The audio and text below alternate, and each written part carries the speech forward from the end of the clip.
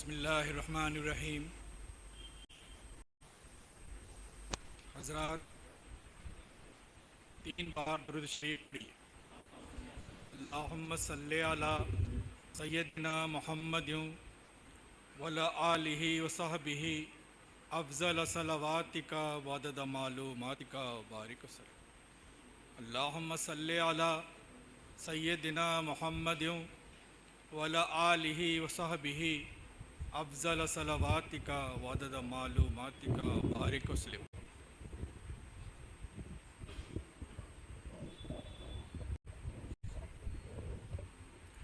अल्लाहुम्मा सल्ली अला सय्यदिना मुहम्मदिन वला आलिहि व सहबिहि अफ़ज़ल सलवातिका वअदद मालूमातिका बारिक वसल्लम। अल्लाह ताला ने अपने जिन बंदों को अपने फ़ज़्ल व करम से क़ुर्ब विसाल की नेमत अता फरमाई,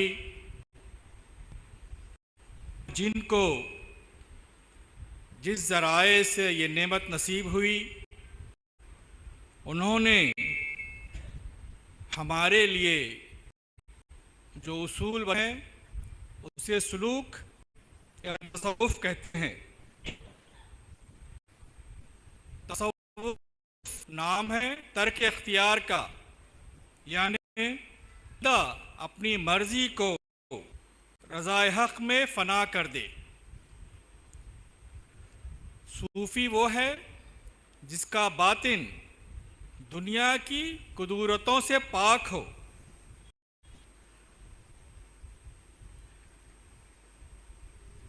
अमीरुल मोमिनीन हज़रत सैयदना अबू बकर सिद्दीक़ रज़ियल्लाहु ताला अन्हु ने इरशाद फरमाया है कि अल्लाह का शुक्र है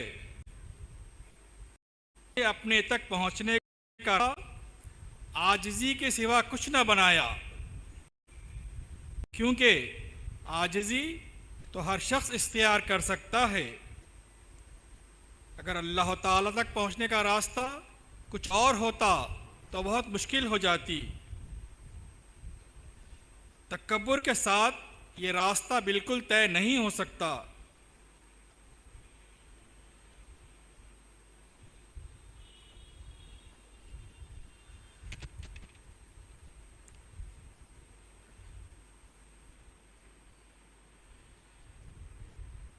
तसव्वुफ़ में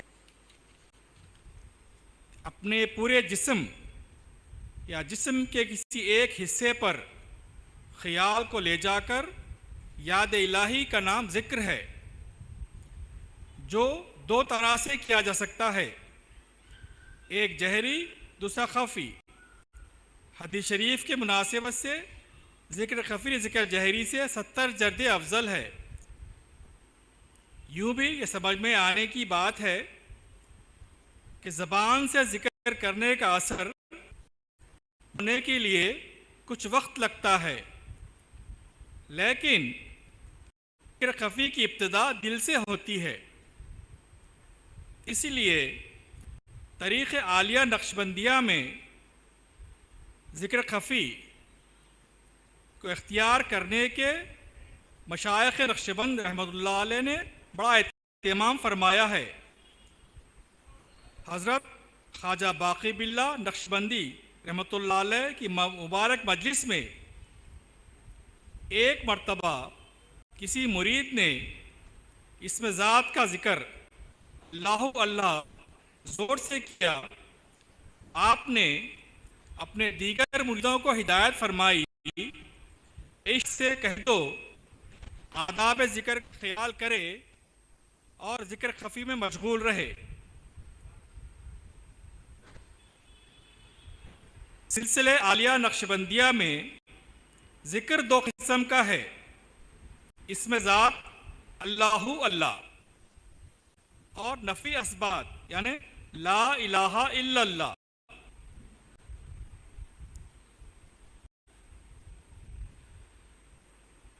ज़िक्र इसमें ज़ात जैसा जब मुरीद किया जाता है तो उसमें से एक नसीहत यह भी होती है कि दिल से ज़िक्र करे। कैसे? जिक्र इसमें ज़ात यानी अल्लाह अल्लाह दो तरह से किया जा सकता है। एक तो चलते फिरते, उठे बैठे, ले, वजू बेवजू, तहारत बेतहारत अल्लाह अल्लाह का जिक्र लतीफ़े खल्क से किया जाए। हदीस शरीफ में आया है कि इंसान के जिस्म में एक गोश्त का टुकड़ा है, जब वो सुधर जाता है तो सारे आज़ा सुधर जाते हैं, जब ये बिगड़ा है तो सारे आज़ा बिगड़ जाते हैं। दूसरा तरीक़ा ज़िक्र का नक्शबंदी सिलसिले में यह है कि अपने तमाम कामों से फ़ारिग होकर फुर्सत के वक्त तन्हाई में मुराक़िब होकर ज़बान को तारक से लगाकर सूरत शेख को अपने सामने ख्याल करते हुए धीरे धीरे अल्लाह अल्लाह में मशगूल हो जाए। ज़िक्र में कैफियत काबिल लिहाज है। ये ज़िक्र किसी वक्त भी किया जा सकता है, लेकिन रात के वक्त नहायत मौसिर होता है कि वक्त पुरसुकून होने की वजह से एक सोई जल्द नसीब हो जाती है। जिक्र कैसे करें? फातिहा बे अरवाह पाक पीरान कबार के साथ तौबा इस्तग़फ़ार और मौत को हाजिर और नाजिर जर इनकिसारी के साथ जिक्र का आगाज़ मुफीद है। तालिब जब कसरत से जिक्र इलाही करता है तो लताइफ और जिस्म हर गुनाह से पाक हो जाते हैं और वो अपनी हैसियत के मुताबिक तरक्की करता है। अब जिक्र कैसे करें? एक वक्त तन्हाई का मुकर्रर करके खुदा की याद करो, लगे या न लगे। हमेशा अल्लाह ताला की याद के साथ ज़बान तरोताज़ा रहे। उसका फ़ायदा यह होगा कि हो जाओगे और वो तुम्हारे। तक़वा अपने पर लाजिम कर लीजिए। खुदा से डरते हुए उसके अहकाम पर अमल करते रहिए और किए हुए कामों से बचते रहिए। हमेशा और उसके रसूल सल्लल्लाहु अलैहि वसल्लम की इताअत में रहिए। ज़रूरी काम ज़रूर है, इसके बाद तमाम वक्त मुराक़िब रहकर अल्लाह ताला की याद में गुजारी और बिला नागा जिक्र करते रहिए। अब जिक्र करते वक्त नियत क्या होनी चाहिए? नियत है इस जिक्र से अल्लाह ताला की मोहब्बत पैदा हो जाए और उनसे इलाक़ा जुड़ जाए। अब जिक्र कितना चाहिए? जिक्र कसरत से किया कीजिए, यहाँ तक कि रुआ रुआ ज़बान हो जाए। यही एक चीज़ है जो बंदे को अल्लाह ताला से करीब करती है। इसके साथ नमाज बाजमा की पाबंदी और दुरूद शरीफ की कसरत दिल को नूरानी बनाती है। बुजुर्गों की मज़ारात पर ज़रूर जाया कीजिए, उनको मरा हुआ न समझिए, वो जिंदा हैं। जैसे जिंदगी में फैज़ पहुंचाते थे, अब भी वैसे ही फैज़ पहुंचाया करते हैं। इनके पास बैठकर जिक्र कीजिए, इसमें बड़ी बरकत है। और वहाँ कुरान शरीफ भी ज़रूर पढ़ा कीजिए, इससे दिल में नूर पैदा होता है। ज़रूरी कारोबार और हुकूक़ुल इबाद, जो भी आपकी जिम्मेदारियां हैं अपने घर वालों पर, से जो वक्त बचे उसको जिक्र इलाही में सर्फ कीजिए। ज़रूरियात को ज़रूरियात न समझिए। अक्सर हम फजूल कामों को ज़रूरी समझकर इन्हीं में मसरूफ़ रहते हैं। ऐसे बेसमझों को वक्त मिलता ही नहीं, इसलिए ज़िक्र न करने का बहाना करते हैं। ये नफ्स का धोखा है, इससे बचो। ज़िक्र के लिए वक्त निकालो, ज़िक्र कसरत से किया करो। ज़िक्र ही दिल की बीमारियों की दवा है। इंसान की ज़िंदगी का मकसद याद इलाही है। सारी मखलूक इसकी याद में है।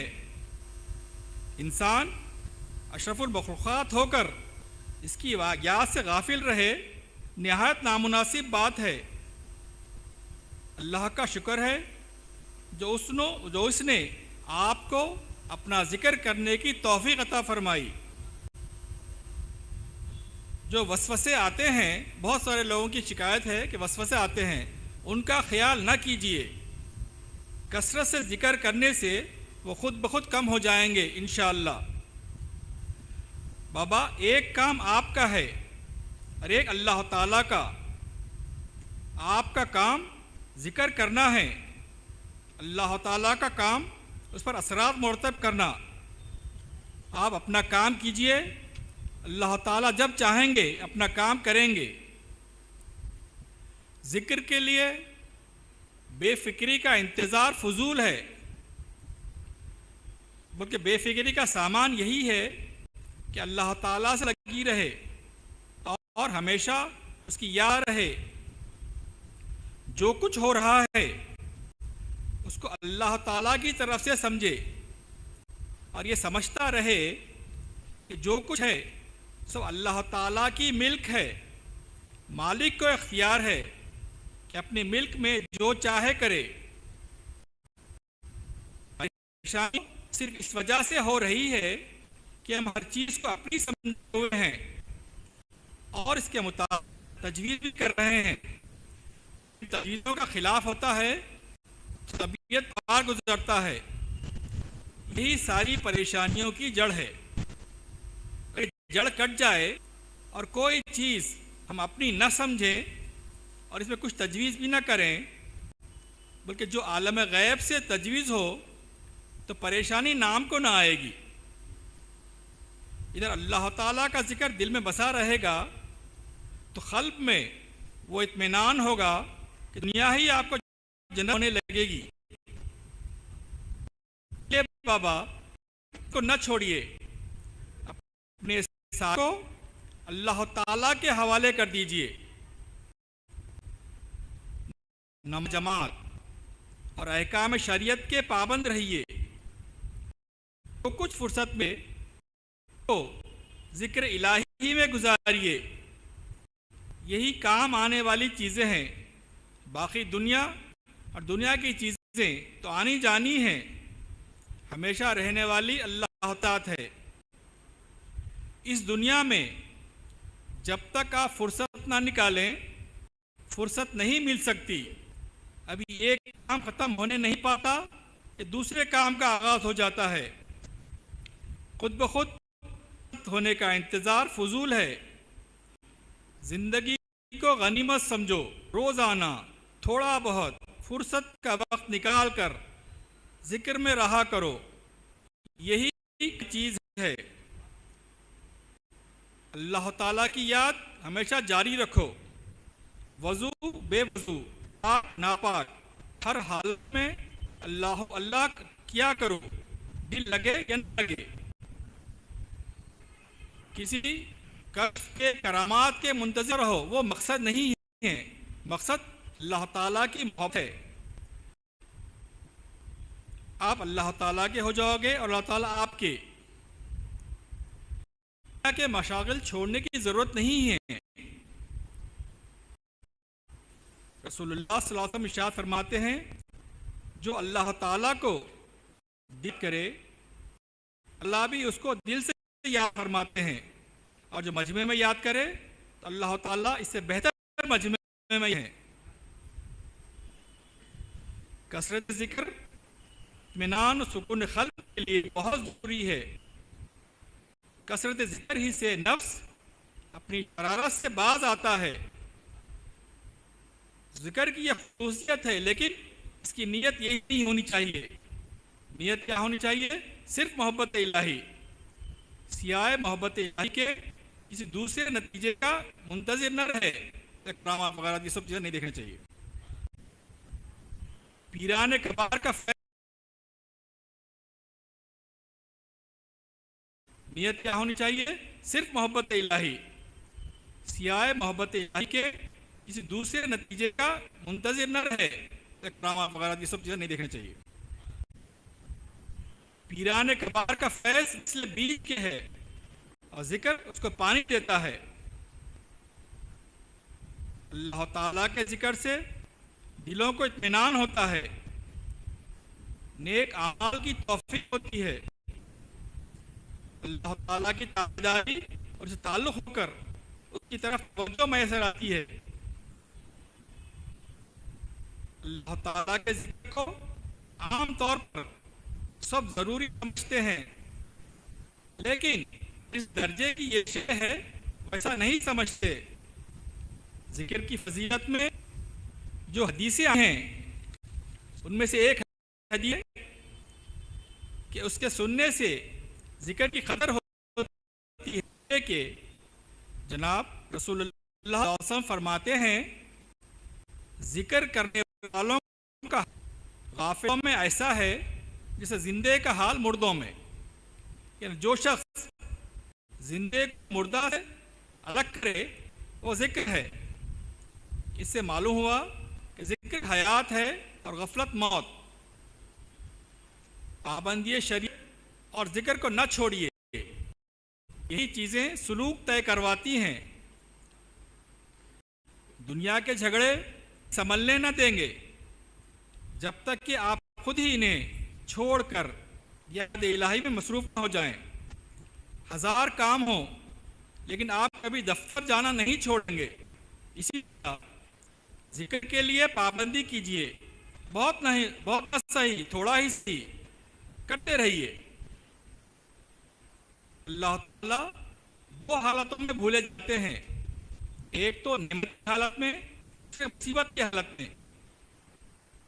इन दोनों हालतों में अल्लाह ताला की याद करने वाले और उसको न भूलने वाले ही दर हकीकत अल्लाह ताला के चाहने वाले हैं, और ऐसे को अल्लाह ताला भी चाहते हैं। अल्लाह ताला को हमेशा याद करो, तस्बीह हर वक्त हाथ में रहे। तस्बीह मुज़क्किरा याद दिलाने वाली है, उसकी कुछ परवाह न करो कि लोग क्या कहेंगे। आशिक को नंगो नाम से क्या काम, चाहे शर्म मालूम हो तो उंगलियों पर गिना करो, उंगलियों पर गिनना भी सुन्नत है। तस्बीह हमेशा हाथ में रखिए। तस्बीह हाथ में रखने से जिक्र की तौफीक होती है और अल्लाह ताला याद आते हैं। इसलिए सूफाए कराम ने उसका नाम मुज़क्किरा रखा है। बगदादी रहमतुल्लाह अलैह कमाल के बाद भी हाथ से तस्बीह नहीं छोड़ी। किसी ने अर्ज किया, हजरत आपको उसकी क्या जरूरत है? आप फरमाया, इस दोस्त की बदौलत मुझे दौलत मिली है, भला मैं कैसे छोड़ सकता हूँ? ये तो बेमुरवती होगी। दुनिया का अजीब चक्कर है, एक काम खत्म होने से पहले 10 काम पैदा हो जाते हैं। अल्लाह वाले वो हैं जो खुदा ताला की याद को हर काम के आगे रखें। आजकल गफलत बहुत तारी है, नफ्स तरह तरह के बहाने तराश कर गफलत में मुब्तला कर देता है। आप भी होशियार रहिए, नमाज नाजमाज पाबंदी पढ़ा कीजिए, फजूलियात को ज़रूरियात न समझिए। वक्त फुर्सत का मिले उसको जिक्र में गुजारिए। काम आने वाली चीज़ है, बाकी सब बेकार है। दुनिया तो एक दिन ख़त्म होने वाली है। जिक्र कीजिए कि ज़बान और दिल दोनों इसमें शरीक हों। सिर्फ ज़बानी जिक्र उतना असर नहीं रहा है, दिल और ज़बान दोनों से हो तो असर जल्दी होता है। जिक्र करो तो खज़दा पूछ के दिल में वसवसा न लाओ, और जो खुद आ जाए उसे आने दो। वो आपके लिए नुकसानदेह नहीं है।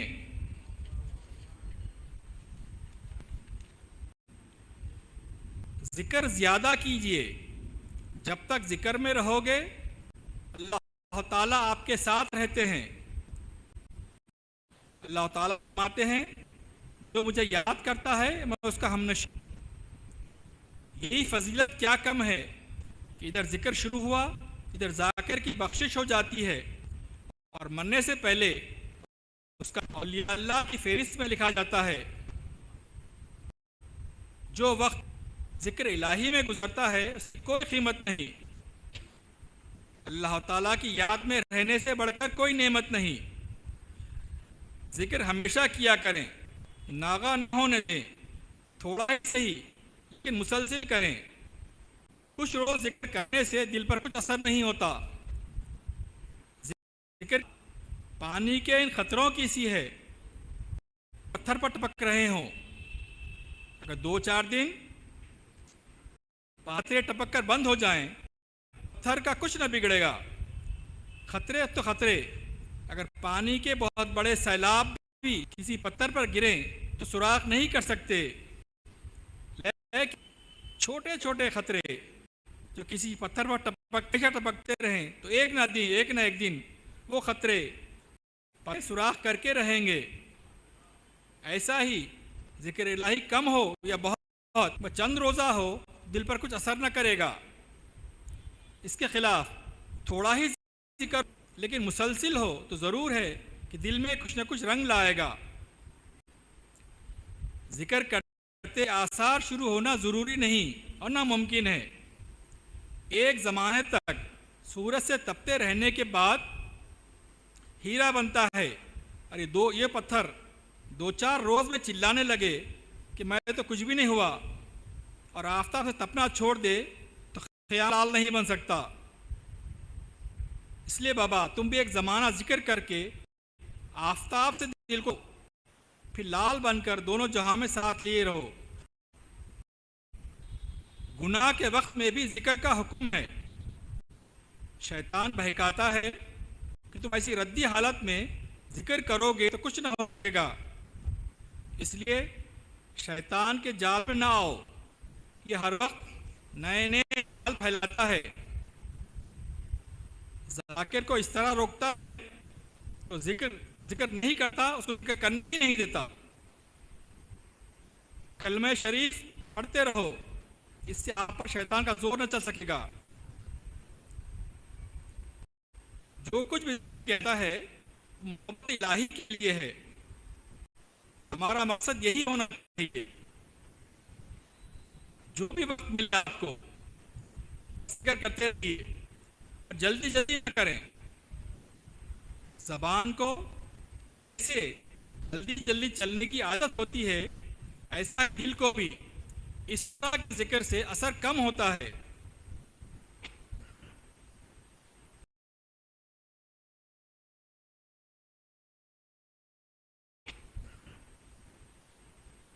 अच्छी तरह अल्लाह अल्लाह दिल से अदा करना चाहिए। एक एक हर्फ साफ साफ सुनाई दे। तिलावत कुरान मजीद और दुरूद शरीफ और जिक्र और नमाज, इसी कामों में अपना वक्त गुजारिए। जिक्र का असर होने की तादाद कम से कम 6000 है।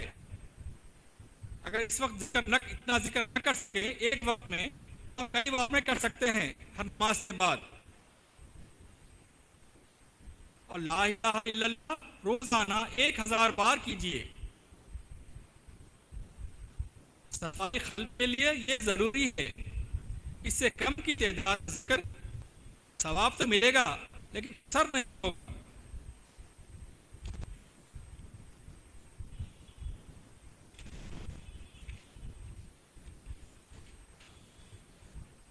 अगर तक़वे के साथ, नमाज की पाबंदी के साथ, दुरूद शरीफ की कसरत के साथ, तिलावत कुरान के साथ अगर आप इस तरह जिक्र करते रहेंगे तो इंशाअल्लाह महरूम ना होंगे। इसे तो शुरू में ही फायदा होने लगता है लेकिन समझ में नहीं आता। एक वक्त ऐसा आता है कि आप भी समझ जाएंगे कि जिक्र कर रहा है इसलिए घबराएं नहीं, जल्दी भी न करें। कब असर करेगा ये तो कोई नहीं बोल सकता, ये तो अल्लाह ताला का काम है। बस अपना काम किए जाए, जिक्र में पाबंदी रहे, एक दिन करे छोड़ दिया, ऐसा नहीं, थोड़ा सा ही, जितना वक्त मिले आखिरी सांस तक करते रहिए। से होगा ये, जब आखिरी सांस जिक्र करेंगे तो आखिरी सांस में जब मौत आएगी तो खातिमा खैर होगा, अल्लाह का फैज़ हम पर नाजिल होगा। जब ईमान जमा होकर अल्लाह ताला को याद करते हैं तो फरिश्ते अर्ज़ करते हैं, या रब्बुल आलमीन, हमको इजाज़त हो कि हम इनसे उन्स हासिल करें। हुक्म होता है जाओ, इन्हीं की निस्बत तुमने कहा, फसाद पैदा करने वाले इंसानों को आप कहते हैं। तुमने ये नहीं देखा कि लोग अपनी कैसी कैसी ज़रूरतें छोड़कर मेरी याद में बैठे हैं। इन जाकिरीन को फरिश्ते घेर और इन पर इत्मीनान नाजिल होता है। मुसलमानों, ताला का जिक्र करो, जिक्र की ये शान है। ज़मीन और आसमान में ज़र्रे ज़र्रे का ये हाल है कि वो आप जिक्र करने वाले की तरफ खींचता है। इसलिए जाकिर इंसानों, जाकिर फरिश्ते भी खींच कर आते हैं। सच कही, जो भी इल्म हासिल किया है क्या एक दो दिन में आ गया? नहीं, आपने बहुत मेहनत की तब कुछ आया। ज़ाहिरी इल्म का यह हाल है तो बातिनी इल्म में क्या होगा? इसलिए सोचिए आप, जब तक आप पाबंदी न करेंगे ये आप दिल पर सुलूक तय नहीं होगा। जिस कदर हो सके उसकी कसरत किए जाएं। अब बाज़ लोग पूछते हैं कि हम जिक्र कर रहे हैं, हमारे दिल पर उसका असर हो रहा है, उसकी क्या है, हम कैसे पहचानें? उसकी दो अलामतें हैं। एक ये कि जिक्र करने में लज्जत आने लगे, आपको जरा अच्छा लगने लगे, आपका दिल चाहे ना पाए, बस बैठे रहें घंटों। दूसरे ये कि ख्याल करने पर सबक की जगह लतीफ़ खल्ब जो की जगह पे जब जिक्र करते हैं वहाँ से आपको मालूम हो अल्लाह अल्लाह का आवाज़ साफ सुनाई दे रही है आपको। जब ये दो अलामतें मालूम हो तो नया सबक लीजिए, अपने शेख से नया सबक लीजिए, वरना की तादाद बढ़ाते जिस कदर आपसे हो सके। फुर्सत आप है, ज़्यादा जिक्र फुर्सत नहीं है, आप मसरूफ़ हैं, कम की पाबंदी कीजिए, ना कीजिए। नागा होने से दिल की तरक्की का हाल रुक जाता है। सवाब तो मिलेगा लेकिन सुलूक तय होने में मुश्किलात होंगी। हर हाल में जिक्र कीजिए, हर हाल में चलते फिरते उठते बैठकर में मशगूल रहिए। उससे होगा ये कि आप तो दुनिया के काम में मशगूल रहेंगे लेकिन आपका दिल जिक्र रहेगा। कोई अमल जिक्र से बेहतर है।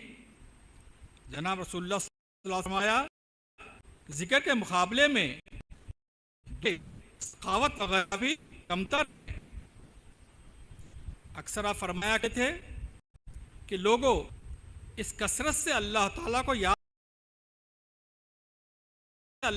को याद करो कि लोग तुम्हें क्या कहने लगे। गर्ज इस कदर जिक्र करो किसी भी वक्त दिल आपका उससे गाफिल न हो। यूं तो हर जिक्र की यही शान है। बाई खल्क के लिए मुर्शिद के बताए हुए जिक्र को अल्लाह ताला ने अजीब असर दे रखा है। मुर्शिद से आपको जो कुछ पहुंचा है उसको चलते फिरते उठते बैठते हर हाल में जारी रखो। जब आपके मशागल से फुर्सत मिले तो आँख बंद कर मुर्शिद की सूरत को पेश नज़र रखकर जिक्र में मशगूल हो जाओ। इस तरकीब से आँख बंद करके जिक्र करना सफाई क़ल्ब के लिए बहुत मुफीद है। दिन में भी जिक्र कर सकते हैं कि रात का जिक्र ज़्यादा असर रखता है। जिक्र व वज़ाइफ हरगिज़ ना छोड़िए, वरना ये रंग फौरन उड़ जाएगा, फिर वही असली हालत रह जाएगी। अगर सुस्ती और काहली को मौत को कीजिए, तो ऐसा तसव्वुर कीजिए कि 1000 बरस के बाद भी एक दिन मरना है।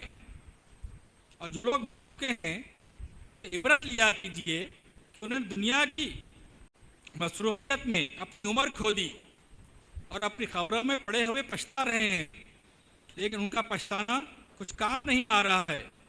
इसी तरह हमको भी एक दिन मरना है और अल्लाह ताला से ही के पास ही जाना है। इस वक्त सिवाय जिक्र के कुछ फायदा ना होगा।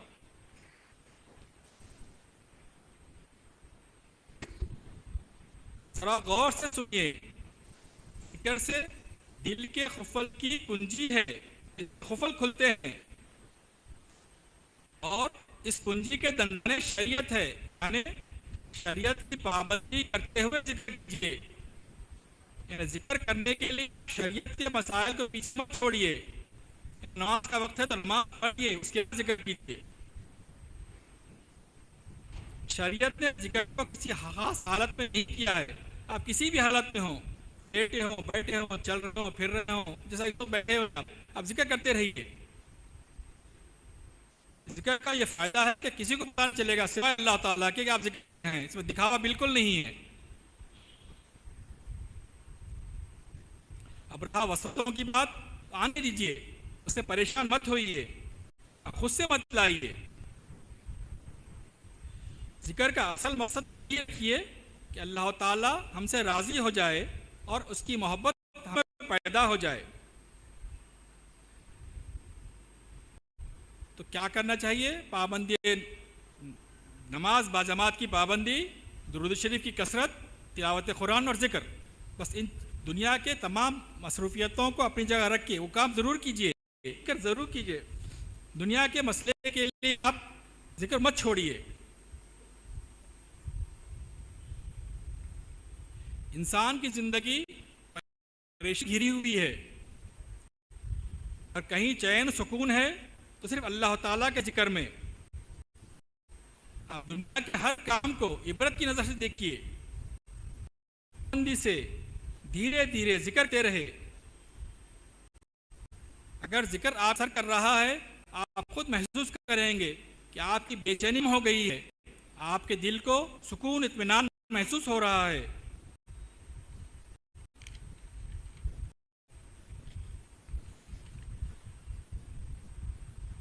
जैसे जैसे आप जिक्र करते जाएंगे, आपके खल्क की हालत बेहतर होती जाएगी। जो खल्क पर हालात गुजरे या आपको कुछ चीज़ें मालूम हो, तजल्ली हो या गैब से कुछ चीज़ मालूम हो, तो किसी को मत बताइए अपने शेख के सिवा। ढंडोरा मत दीजिए कि मुझे ऐसा हुआ, मैं ऐसा दिखा, कुछ नहीं। ये बात राज में रखने की है। जितना जिक्र करेंगे आपका साथ होगा।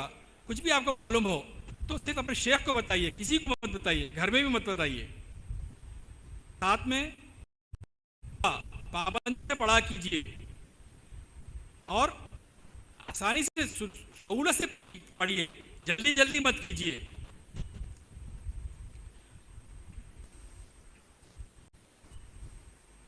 जिक्र करने के बाद 50-100 बार या ला इलाहा इल्लल्लाह पढ़िए। इसके बाद 2-4 मरतबा मोहम्मद रसूलुल्लाह पढ़िए और 2-4 मरतबा ये कहते जाइए, ऐ अल्लाह, आप ही हमारे मक़सूद हैं, आप अपनी मोहब्बत और मारिफत और खुशनुदी फरमाइए। ज़बान से कह दिया कीजिए, जिक्र से करते रहिए ताकि इश्क इलाही पैदा हो और नफ्स ज़िबा हो जाए। कलमे ला इलाहा इल्लल्लाह रूह की लाठी है जो गुनाह बचाती है। हदीस शरीफ में है कि गुनाहगार बंदा तौबा करके हदीस शरीफ में है कि गुनाहगार बंदा तौबा करके ला इलाहा इल्लल्लाह कहता है, उसके जिस कदर गुनाह हो सब मिट जाते हैं और बजाय गुनाह के नेकियां लिखी जाती हैं। जो शख्स तौबा के खुलूस नियत एक बार कलमे तैयबा ला को दराज मत से पढ़े, ने ला इलाहा इल्लल्लाह पढ़े तो उसके माफ़ हो जाते हैं। एक शख्स इस कदर गुनाह ना हो तो उसके घर वालों और हमसाये के गुनाह माफ़ हो जाते हैं।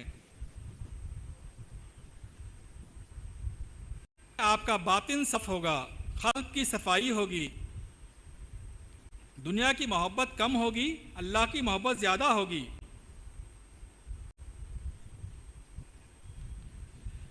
हदीस शरीफ में आया है कि मूसा अलैहिस्सलाम ने अर्ज़ किया, बारे इलाहा अपने क़ुर्ब का रास्ता दिखलाइए। इरशाद हुआ, ए मूसा ला इलाहा इल्लल्लाह का जिक्र करता हो। मूसा अलैहिस्सलाम ने अर्ज़ किया, इलाही ये तो सब करते हैं, मेरे लिए एक ख़ास जिक्र फरमाइए।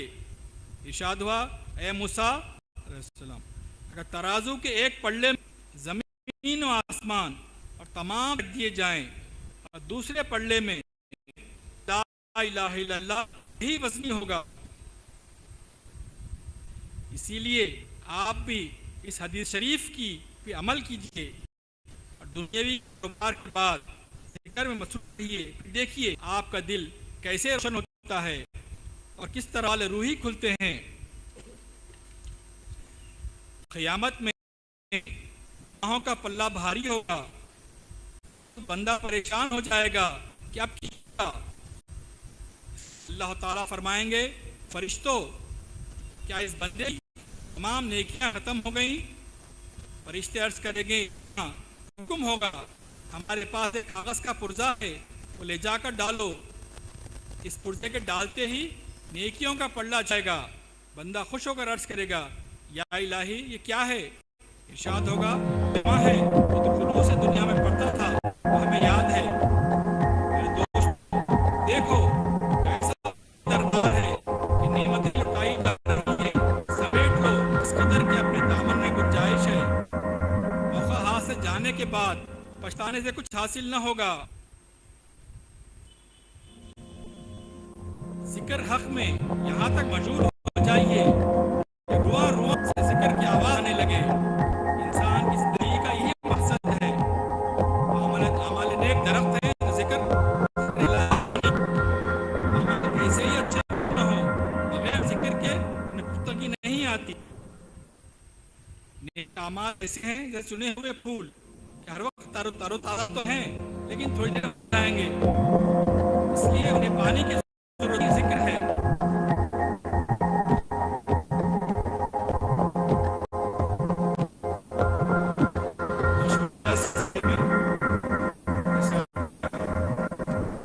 करते वक्त तीन बातों की तलकीन की जाती है।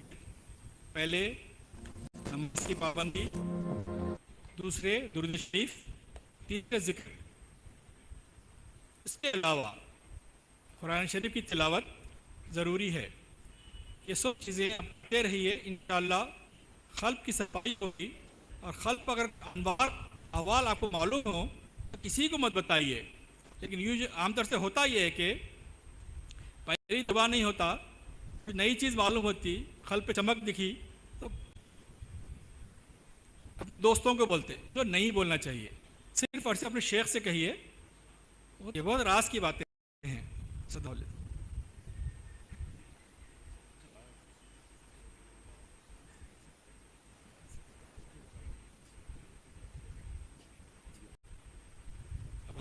हज़रत अब्दुल शाह साहब क़िबला का टेप रिकॉर्ड सुनाया जाएगा।